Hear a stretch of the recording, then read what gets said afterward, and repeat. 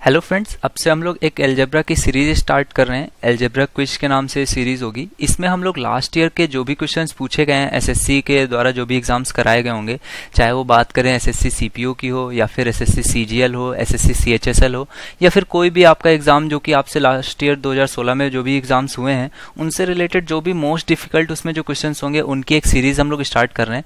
Friends, इसमें क्या होगा कि जो भी आपका क्वेश्चन होगा उसकी पिक्चर आपको बाहर ही दिख जाएगी। अगर आपको उसका क्वेश्चन का आपको आता है सॉल्यूशन, तो आप उसको एक बार वीडियो को चेक करके आप अपना सॉल्यूशन देख सकते हैं कि हो सकता है मैंने उससे बेटर वे में आपको आंसर करना सिखाया हो। या फिर अगर आपको क्वेश्चन नहीं आता है तो फिर आप उस वीडियो को पूरा आप आराम से देखिए और उसको समझिए, क्योंकि मैं इसमें भी बहुत सारी ट्रिक्स को डील करने वाला हूँ। ठीक है गाइज, तो पहला क्वेश्चन लेते हैं और समझते हैं कि कैसे इस तरह के क्वेश्चन को सॉल्व करेंगे। देखिए, ये क्वेश्चन देखने में कितना ज्यादा आपको डिफिकल्ट लग रहा होगा, ऐसा लग रहा होगा कि कैसे इसको सॉल्व करेंगे।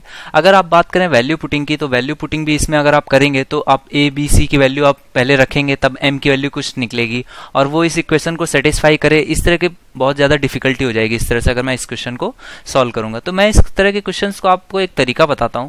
आपको कभी भी इस तरह का क्वेश्चन दिखे जिसमें कि आपको तीन टर्म्स हो, जैसे कि कुछ इस तरह का क्वेश्चन होता है बी अपॉन सी प्लस ए और प्लस सी अपॉन ए प्लस बी, कुछ इस तरह के क्वेश्चन अक्सर ही आपसे पूछे जाते हैं। इसकी कुछ वैल्यू दी होती है और आपसे क्या बोला जाता है कि आपसे एक अदर एक्सप्रेशन होता है, उसकी आपसे वैल्यू पूछता है। ठीक है, तो देखिए, जब भी आपको तीन एक्सप्रेशन दिए हों जिनमें की एक कॉन्टिन्यूटी हो, जैसे कि देखिए यहाँ पर ए है तो फिर बी है, तो अगला भी आप सजेस्ट कर सकते हैं कि सी होगा। ठीक है, अपॉन में देखिए अगर ऊपर ए है तो बी और सी है, ऊपर बी है और सी और ए है, और ऊपर सी है तो ए और बी है, यानी कि इनमें तीनों में एक रेगुलरिटी है, एक जैसे ही है एक तीनों टर्म्स। तो इस तरह के जब भी केस होता है तो उसमें आप याद रखिए आपको क्या करना होता है कि ये जैसे अगर यहाँ पर प्लस है तो तीन टर्म्स आपको ये मानने होते हैं कि इन जो टर्म्स होते हैं इनकी वैल्यू हमेशा क्या होती है, सेम होती है। इनकी वैल्यू सेम होती है, तो अगर मैं कहूं कि तीनों की वैल्यू क्या होगी, के होगी। ठीक है, तो तीनों की वैल्यू कितनी हो जाएगी, 3k। ठीक है, तीनों का सम कितना हो जाएगा, 3k, और इसकी वैल्यू कितनी है, 9। ठीक है, तो k की वैल्यू आपकी कितनी आ गई, 3। ठीक है, देखिए आप इसको ऐसे भी सजेस्ट कर सकते थे कि तीन वैल्यूज का सम 9 है, तो अगर तीनों वैल्यू मैं ये मान लूं कि तीनों बराबर हैं, तो ये कितना हो जाएगा, इसकी वैल्यू कितनी हो जाएगी, 3, इसकी भी 3 और इसकी भी 3। अब देखिए क्वेश्चन में आपको m की वैल्यू पूछी गई, तो मैं किसी एक में पहले रख के चेक करता हूं। ठीक है, तो मैंने पहले टर्म में मान लिया कि पहले टर्म कितना है, m माइनस 3a³ अपॉन में b³ प्लस c³। ठीक है, तो इसकी वैल्यू कितनी आ जाएगी आपकी, 3 के बराबर है।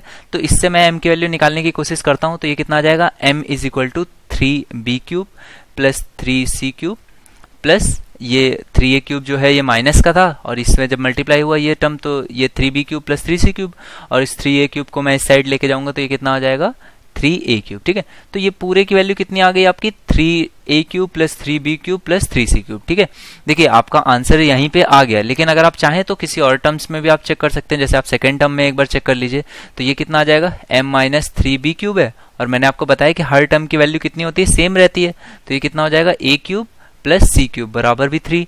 तो m की वैल्यू अब आप चेक करेंगे तो देखेंगे फिर से सेम आ रही है, m is equal to 3a³ plus 3b³ plus 3c³। ठीक है, तो इस तरह से क्वेश्चंस होते हैं। देखिए देखने में बहुत ही डिफिकल्ट लग रहा था, लेकिन जब मैं एक बार आपको सॉल्व करने का सिखाऊंगा तो देखिए कितना इजीली आप इस क्वेश्चन को सॉल्व कर सकते हैं। आपको इवन पेन भी नहीं चलाना पड़ेगा, आप सिर्फ इसको देख कर भी सॉल्व कर पाएंगे। ठीक है गाइज, या फिर इसमें फ्रेंड्स और क्या किया जा सकता है, आप क्या कर सकते हैं, इसमें m की वैल्यू पूछी गई है तो आप ऑप्शंस की ही वैल्यूज वापस इसमें पुट करके भी आप इसको चेक कर सकते हैं।